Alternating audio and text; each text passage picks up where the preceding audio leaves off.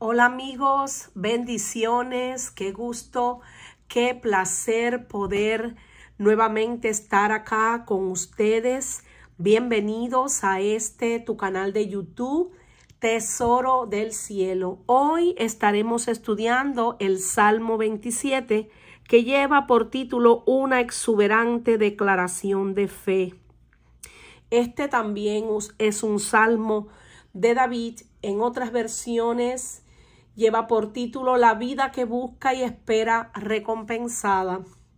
El Salmo 27 es un salmo de confianza en Dios en medio de las dificultades de la vida. El salmista expresa su fe ferviente en el Señor como su protector y salvador, incluso cuando se enfrenta a los enemigos y a la persecución. Como ocurre con muchos de los salmos de David, es imposible afirmar con seguridad de qué periodo de su vida proviene. Habla de problemas con los enemigos, con los adversarios, testigos falsos, hombres violentos, pero esto fue cierto en muchos periodos de la vida del rey David. Hay un cambio tan marcado entre la primera mitad que estaremos analizando hoy y la segunda mitad de este salmo, que muchos sugieren que eran dos salmos completamente diferentes y que por alguna razón se unieron. Hay otros versos relacionados con los temas cubiertos en este salmo y vamos a empezar a citar algunos de ellos. Por ejemplo, el Salmo 9, se los voy a dejar escrito por aquí. El Salmo 9, versículo 9, dice: el Señor es un refugio para los oprimidos, una fortaleza en tiempos de angustia.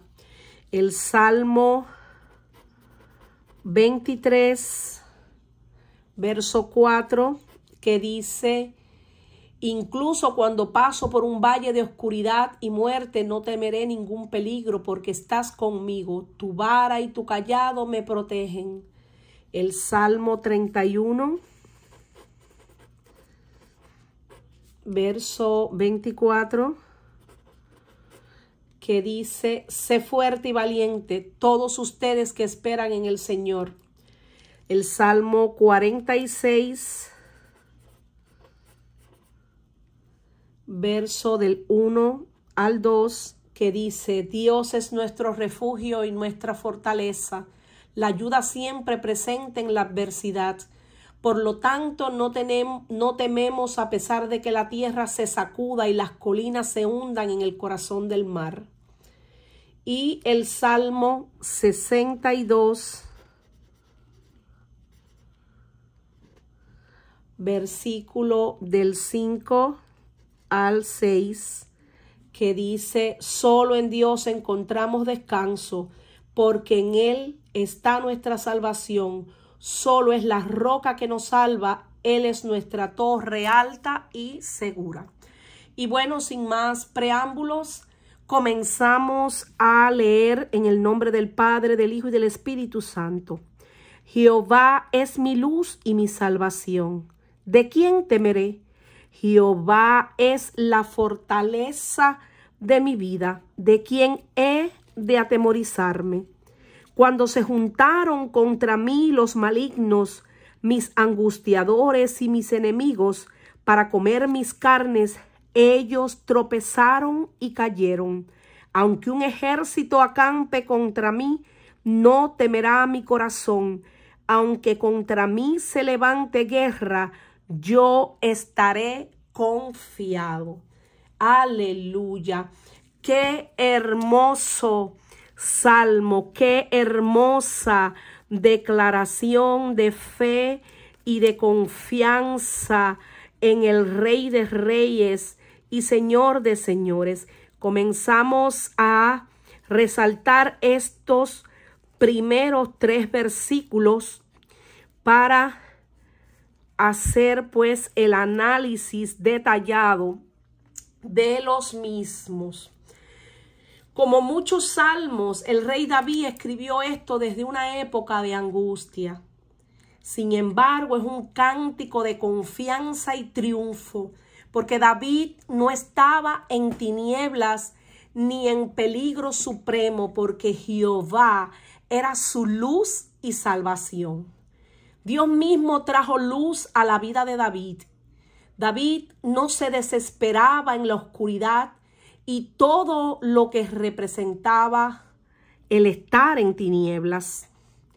Por eso, David depositó siempre su confianza en Dios. Su vida estaba llena del Señor y su vida estaba llena de su luz. Dios mismo trajo salvación a David. Probablemente quiso decir esto como un rescate tanto en el sentido inmediato como en el mayor de los sentidos. Dios lo había rescatado una y otra vez y lo haría por la eternidad. La palabra hebrea para salvación significa liberación explícitamente, y nuevamente esto probablemente tiene que ver con la liberación de los enemigos inmediatos del rey. Hay muchos versos que hacen referencia a Dios como luz. Y yo les voy a estar citando algunos de esos versos. Voy a comenzar por Juan 8:12, que dice: otra vez Jesús les habló diciendo: yo soy la luz del mundo. El que me sigue no andará en tinieblas, sino que tendrá la luz de la vida. En el Salmo 36:9 dice lo siguiente: porque contigo está el manantial de la vida, en tu luz veremos la luz. El profeta Juan pudo decir también lo siguiente: entre tanto que tenéis la luz, creed en la luz, para que seáis hijos de luz. Estas cosas habló Jesús y se fue y se ocultó de ellos. Podemos encontrarlo en el libro de Juan 12, versículo 36. También en el libro de Juan, capítulo 3, verso 19, dice: y esta es la condenación, que la luz vino al mundo, refiriéndose a Jesús, y los hombres amaron más las tinieblas que la luz, porque sus obras eran malas. También podemos encontrar en Primera de Juan,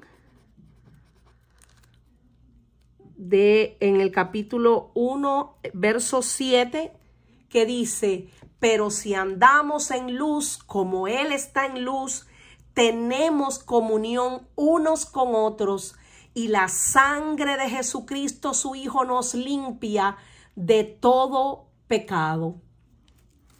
Seguimos analizando, vemos que también en Juan 1, versículo 5, y también en esta mismo libro, pero en el verso 9, es decir, del 5 al 9, dice específicamente de Jesús: en él estaba la vida, y la vida era la luz de los hombres.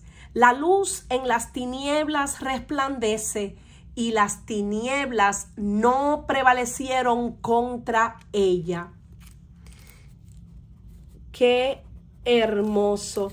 Y bueno, yo les voy a seguir dando, hay muchas citas que hablan acerca de la luz. Solamente si nos quedáramos a analizar este primer verso, tendríamos prácticamente que tomarnos muchos días para estudiar, pero solamente les voy a leer los que a mi parecer son importantes, aunque toda la palabra es importante, pero toda no la podemos citar. Dice acá en Juan 9, Juan 1, del 9 al 12, dice: aquella luz verdadera que alumbra a todo hombre venía a este mundo. En el mundo estaba y el mundo por él fue hecho, pero el mundo no le conoció. A lo suyo vino y los suyos no les recibieron, mas a todos los que les recibieron, a los que creen en su nombre, les dio potestad de ser hechos hijos de Dios, que son los hijos del Padre de las luces. Aleluya. Por eso David podía decir: Jehová es mi luz. Como quien dice: Jehová es mi Padre. Como quien dice: Jehová es mi Señor, mi pastor, mi Dios. Cuando nosotros analizamos este verso de Juan 1, del 9 al 12, nos damos cuenta que cuando dice: aquella luz verdadera que alumbra a todo hombre venía a este mundo, se está refiriendo a Jesús, el verbo de vida. Ciertamente Él habitó entre nosotros. Vimos su gloria, gloria como la del unigénito del Padre, lleno de gracia y de verdad. En el mundo estaba, Él había venido y todos sabemos que fue enviado por su Padre. Él vino a este mundo, el Hijo de Dios se hizo hombre.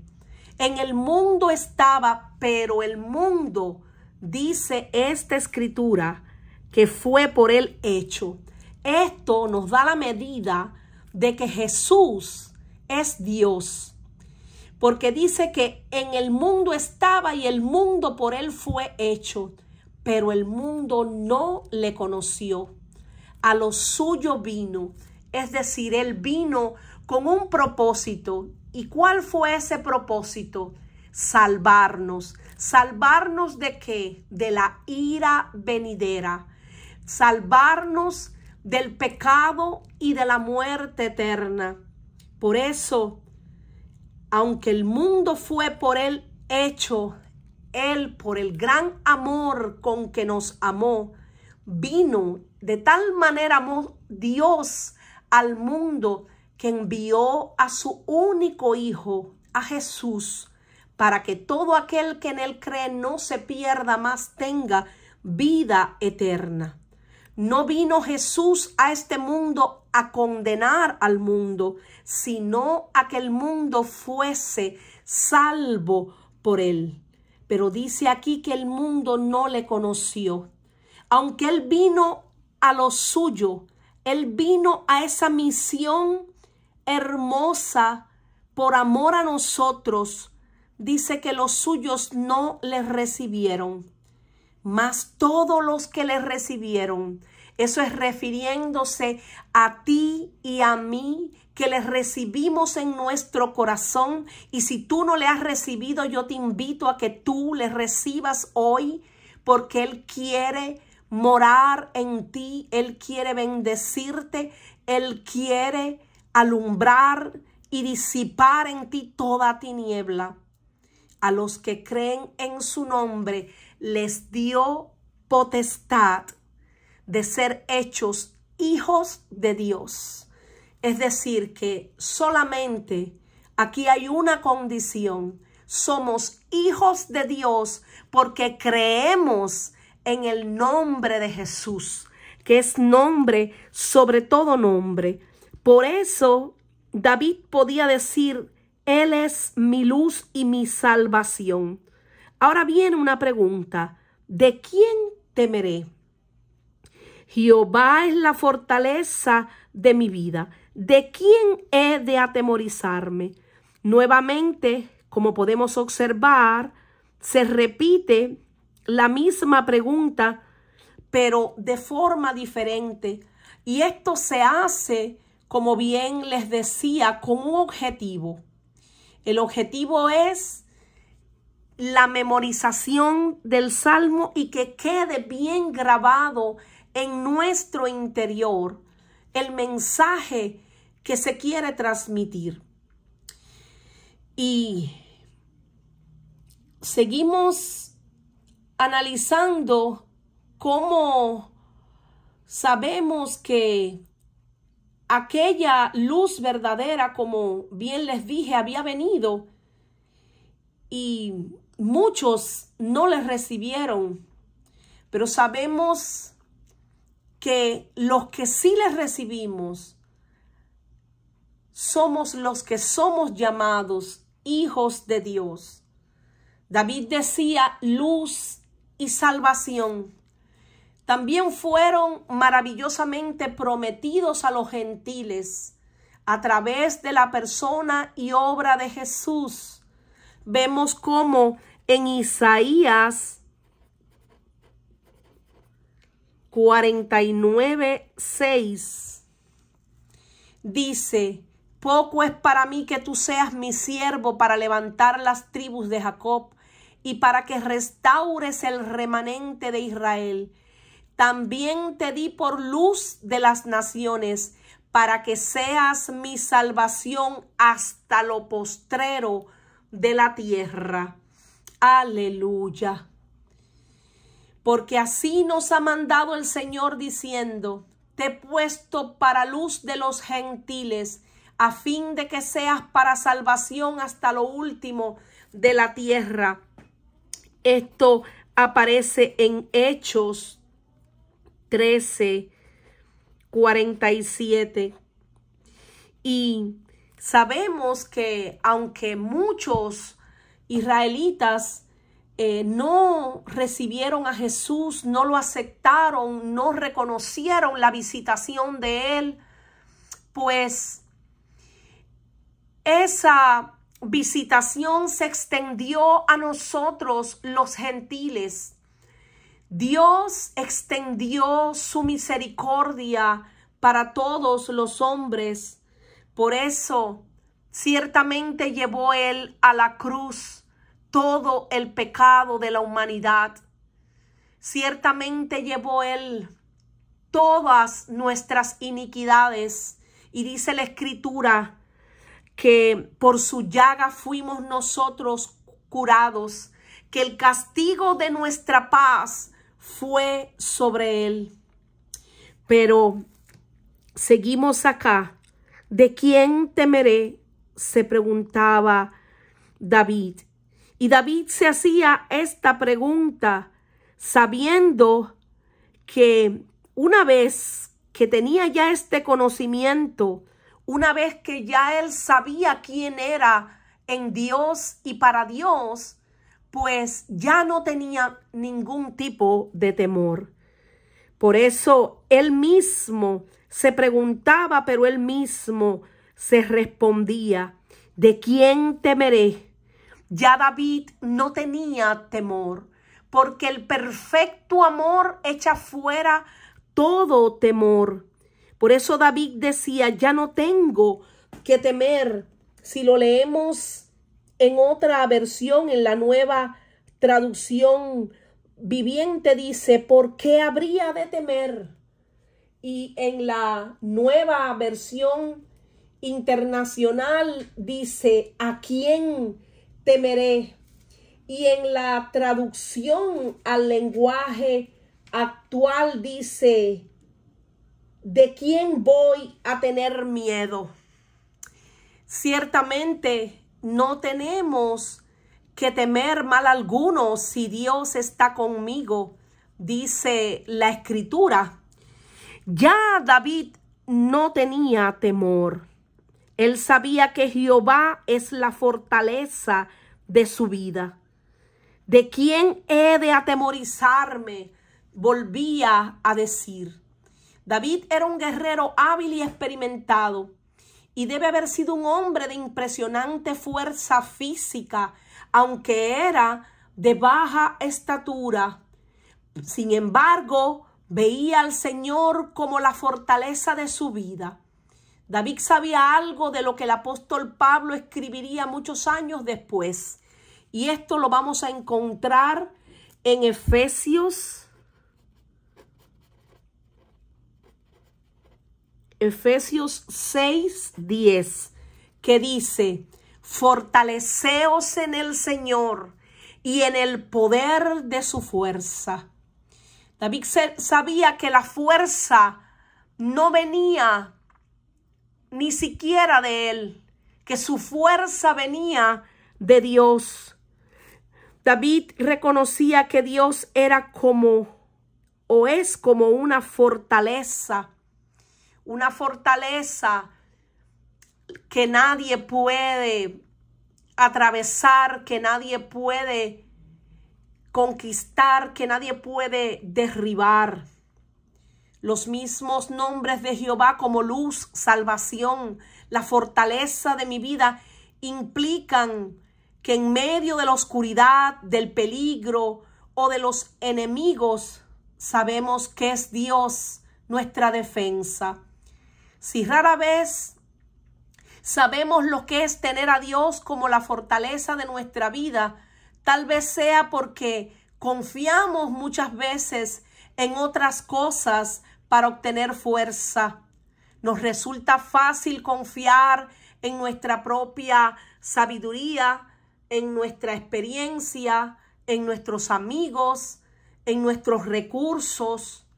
David conocía una fuerza mayor que todas esas. Por eso podía decir: ¿de quién temeré? ¿De quién he de atemorizarme?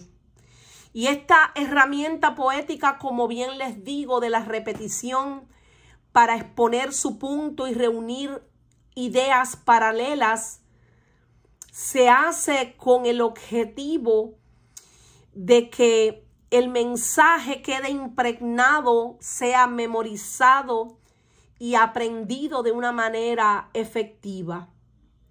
Esta frase de quién temeré me hace recordar que en la Biblia aparece un no temas para cada día. Es decir, que 365 veces podemos encontrar no temas. ¿Qué pues diremos a esto? Si Dios es por nosotros, ¿quién contra nosotros?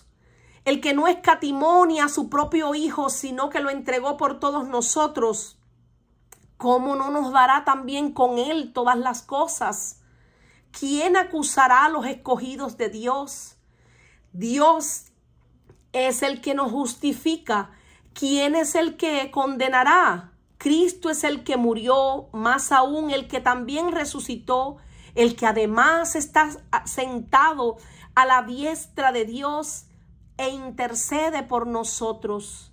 ¿Quién nos separará del amor de Cristo? ¿Tribulación o angustia o persecución o hambre o desnudez o peligro o espada? Ciertamente, como está escrito, por causa de ti somos muertos todo el tiempo. Somos contados como ovejas de matadero. Pero ante todas estas cosas somos más que vencedores por medio de aquel que nos amó.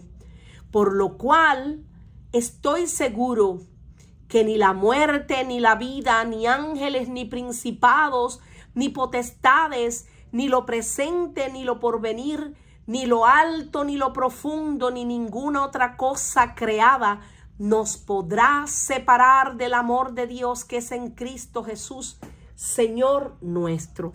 Y esto lo podemos encontrar en el libro de Romanos, capítulo 8, versículo del 31 al 39. Por eso, cuando se juntaron contra mí los malignos, mis angustiadores y mis enemigos, para comer mis carnes, ellos tropezaron y cayeron. David recordaba cómo Dios había demostrado ser confiable en el pasado.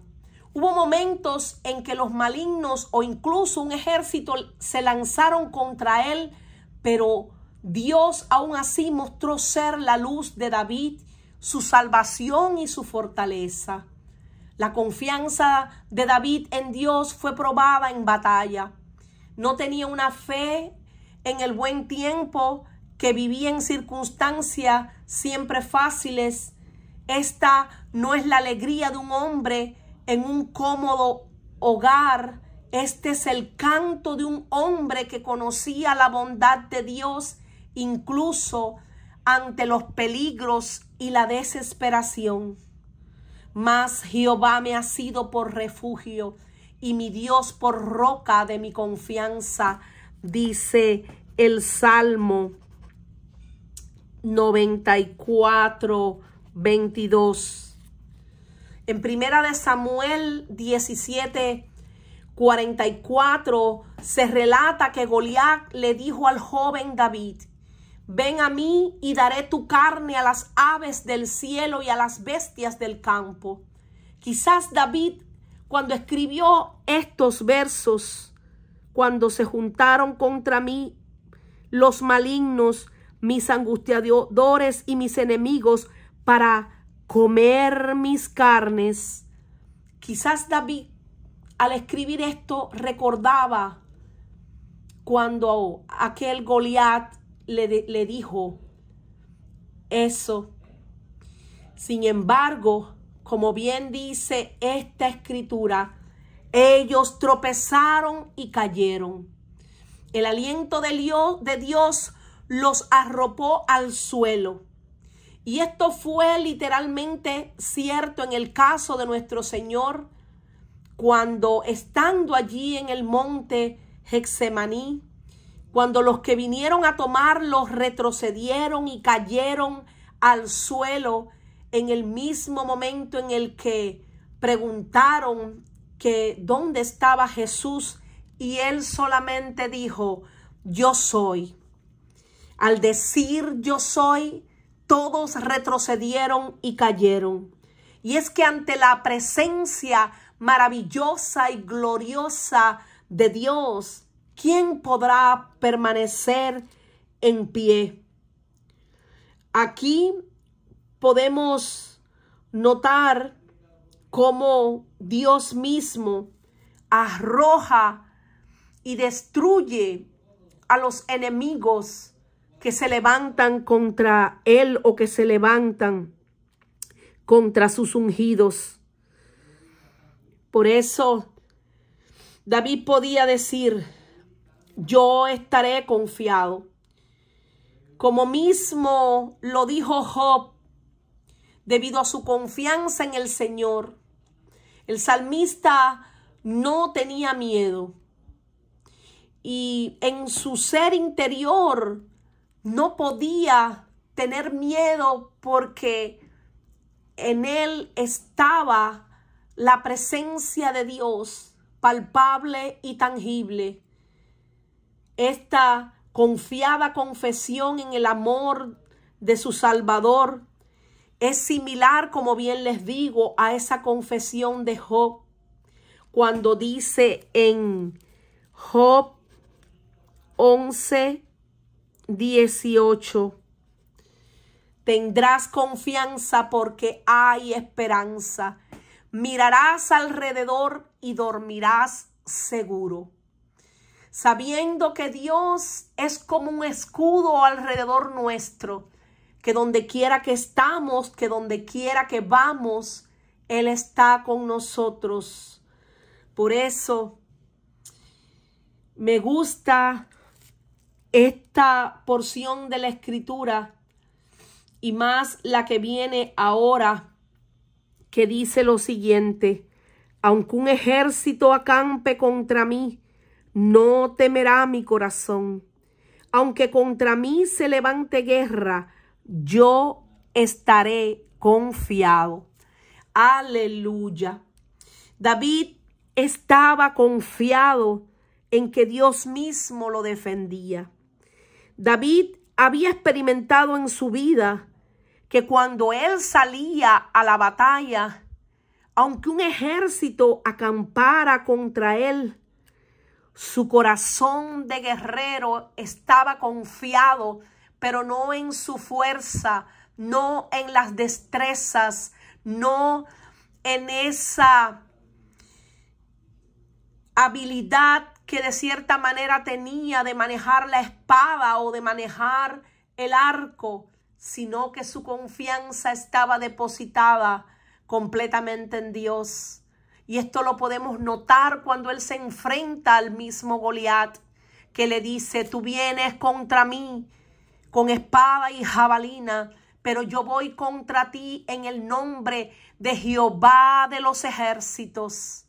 Él sabía que Jehová de los ejércitos es poderoso en batalla. Él sabía que no tenía que tener ningún temor, porque Dios mismo iba a pelear contra sus enemigos. Dios mismo lo iba a defender en todo lugar, en todo momento y bajo cualquier situación, por difícil que fuera. Él depositó su confianza en el Señor. Y bueno, vamos a analizar ahora el verso número 4. Dice: una cosa he demandado a Jehová, esta buscaré, que esté yo en la casa de Jehová todos los días de mi vida, para contemplar la hermosura de Jehová y para inquirir en su templo. El tono del canto cambia repentinamente de la celebración a la contemplación. La experiencia de la bondad y grandeza de Dios hacían que David pensara en lo maravilloso que es buscarlo y experimentar su presencia. Que esté yo en la casa de Jehová, decía. David deseaba poder vivir en el tabernáculo mismo. Vamos a resaltarlo. Que esté yo en la casa de Jehová todos los días de mi vida. En estos pocos versículos notamos las muchas formas en que David se refería a la casa de Jehová. David parece estar saqueando el idioma hebreo en busca de sustantivos para describirlo. La casa de Jehová, su templo, su morada, su tabernáculo. Él quería permanecer en la casa, pero con un objetivo: contemplar la hermosura de Jehová e inquirir en su templo. David sabía que había hermosura en la naturaleza y la presencia de Dios. Una hermosura que podía ser percibida por el ojo de la fe que estaba atento. No podía pensar en una ocupación más grande que llenar su mente y corazón con la bondad y la grandeza de Dios. Cuando leemos los Salmos 45:2, quiero que después lo busquen. Salmo 45:2. Dice: eres el más hermoso de los hijos de los hombres. La gracia se derramó en tus labios. Por tanto, Dios te ha bendecido para siempre. Eso refiriéndose a Jesús, el más hermoso de los hijos de los hombres.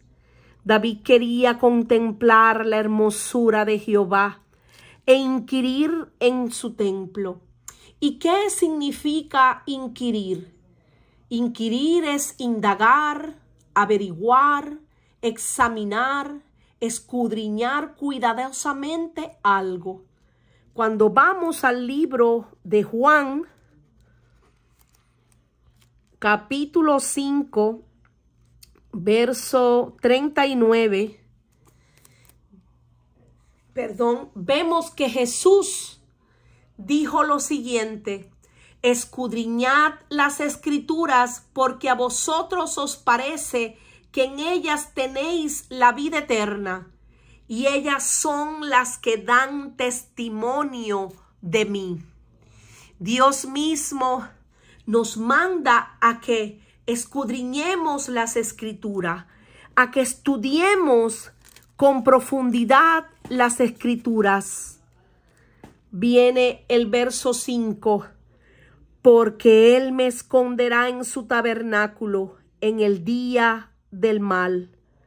Me ocultará en lo reservado de su morada. Sobre una roca me pondrá en alto. David sabía que había una bendición y protección especiales para el que buscaba a Dios con toda sinceridad.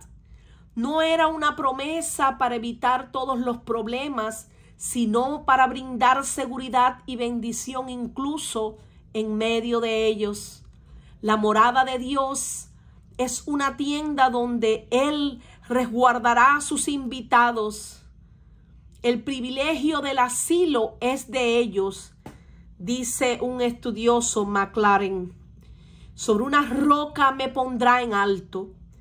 David creía que una vida invertida buscando a Dios conocería una medida de seguridad y protección, incluso en la presencia de los enemigos que a veces rodean. Por eso dice, luego levantará mi cabeza sobre mis enemigos que me rodean, y yo sacrificaré en su tabernáculo sacrificios de júbilo. Cantaré y entonaré alabanzas a Jehová. La vida de David estuvo llena de celebración y gratitud por lo que Dios había hecho. Cantaba alabanzas a Jehová, quien lo bendecía con su presencia y lo rescataba con frecuencia. Por eso, antes de analizar lo que significa sacrificios de júbilo, vamos a analizar el verso 5, porque Él me esconderá en su tabernáculo en el día del mal. Sabemos que la Biblia dice, basta cada día su propio mal. Pero sabemos que vendrá el día que se refiere acá en el día del mal. Vendrán días en el que cuando nosotros como iglesia seamos arrebatados, cuando el Señor Jesucristo venga por nosotros, que somos su iglesia, ¿qué sucederá con aquellas personas que no les recibieron? Aquellas personas estarán viviendo el peor de sus días, porque ya en ese momento el Espíritu de Dios tampoco estará aquí en la tierra. Por eso la Escritura dice, buscar a Jehová mientras pueda ser hallado. Llamadle en tanto que está cercano. Deje el impío su camino y el hombre inicuo sus malos pensamientos. Es tiempo de buscar a Dios. David sabía que Dios lo escondería en su tabernáculo. Podemos decir que Dios, a nosotros sus hijos, dice la Escritura, que en sus manos estamos esculpidos, que Él nos protege con su mano victoriosa y que nadie puede arrebatarnos de sus manos. Ciertamente el que nos toca es como si tocase la niña de sus ojos. Ciertamente Él nos esconde en su tabernáculo. Cuando se refiere al tabernáculo, en este caso, es la misma presencia gloriosa de Dios. Él nos va a llevar al lugar seguro. Él nos levantará de esta tierra. Estos cielos y esta tierra que ahora vemos será completamente destruido. Pero Dios hará tierra nueva y cielos nuevos. y allí en la Nueva Jerusalén viviremos con el Señor para siempre, porque Él me esconderá en su tabernáculo en el día del mal.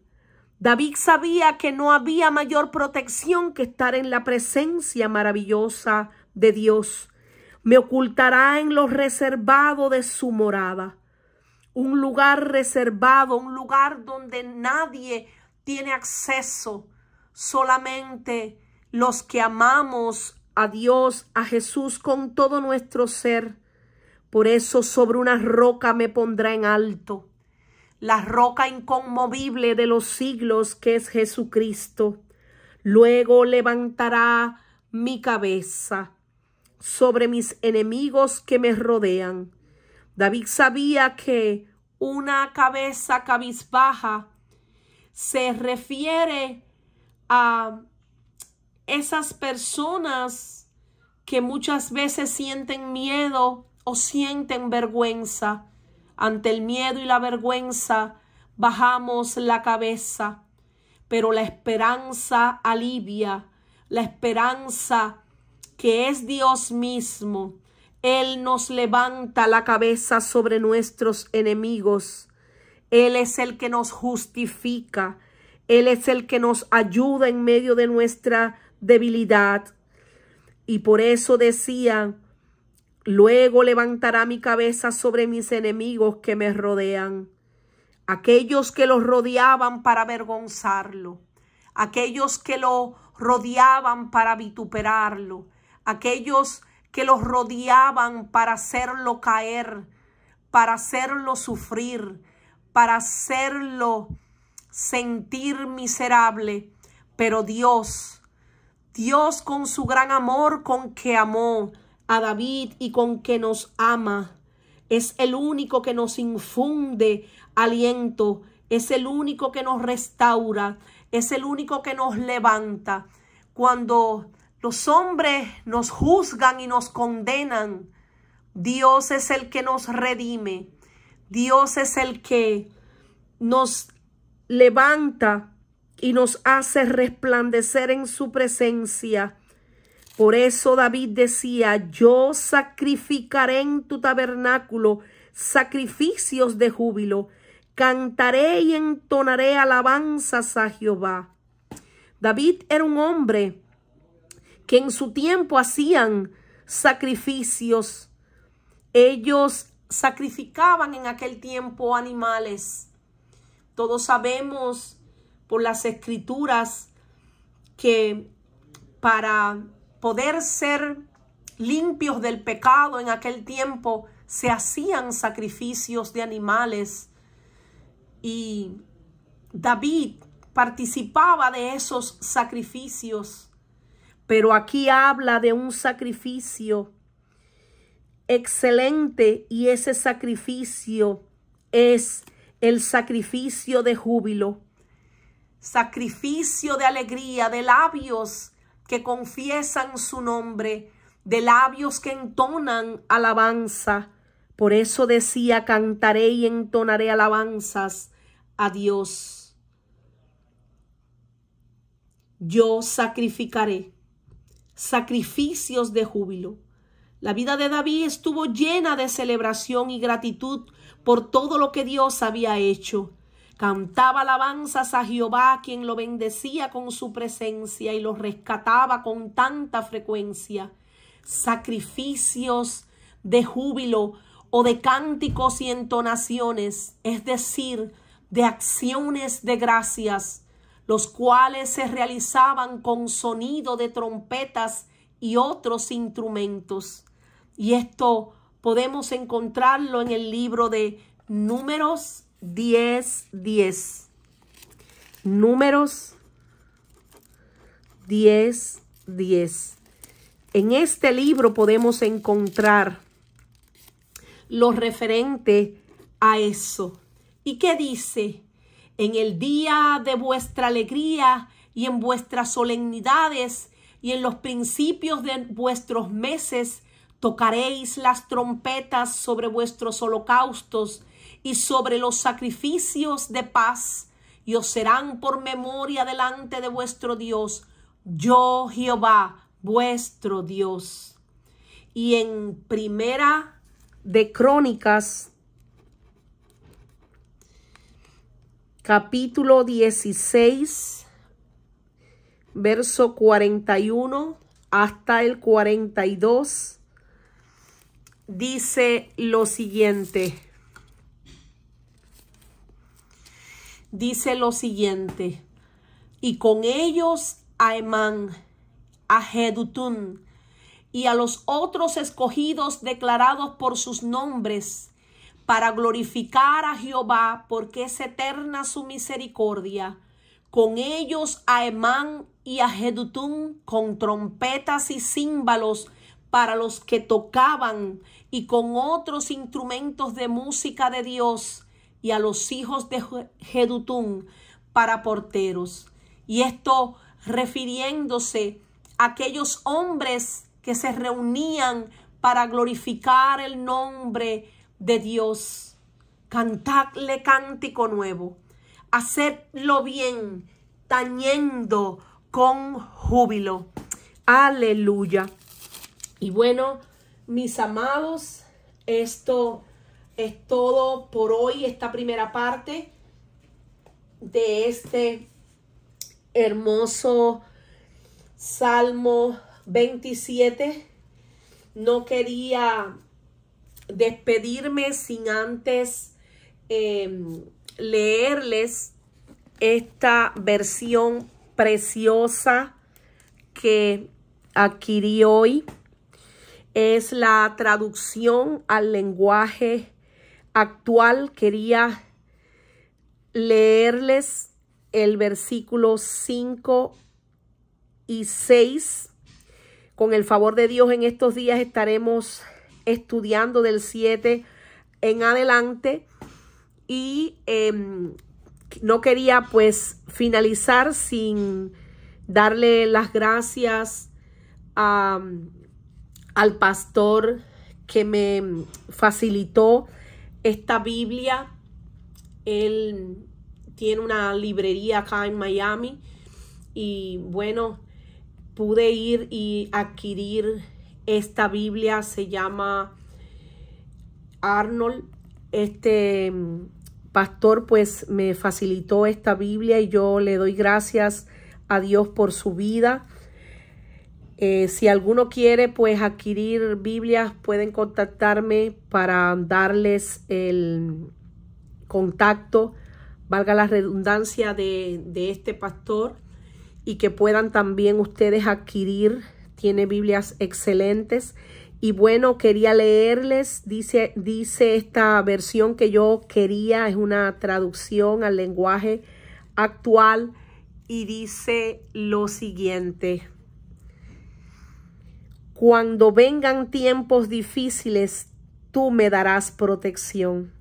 Me esconderás en tu templo, que es el lugar más seguro. Tú me darás la victoria sobre mis enemigos. Yo, por mi parte, cantaré himnos en tu honor y ofreceré en tu templo sacrificios de gratitud. ¡Qué hermoso! Y bueno, ya con este verso me despido y espero que les haya sido de gran bendición esta enseñanza, que la compartan con sus amigos, con sus hermanos. Y como siempre les digo, pues traten de memorizar al menos un verso de lo que estén estudiando. Este me gustó mucho, este número 5. Vamos a escribirlo para que nos quede el verso, nos quede aquí. El número 5 dice: cuando vengan tiempos difíciles,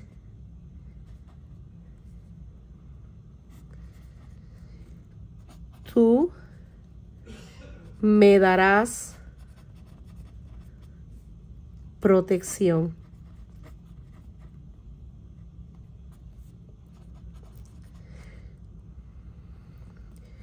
Me esconderás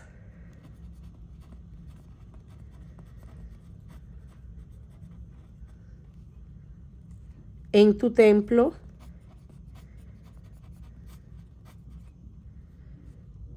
que es el lugar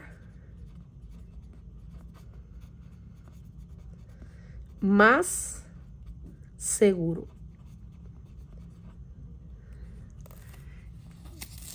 Con este verso concluimos esta enseñanza y bueno, que el Señor les continúe bendiciendo y que tengan un excelente día.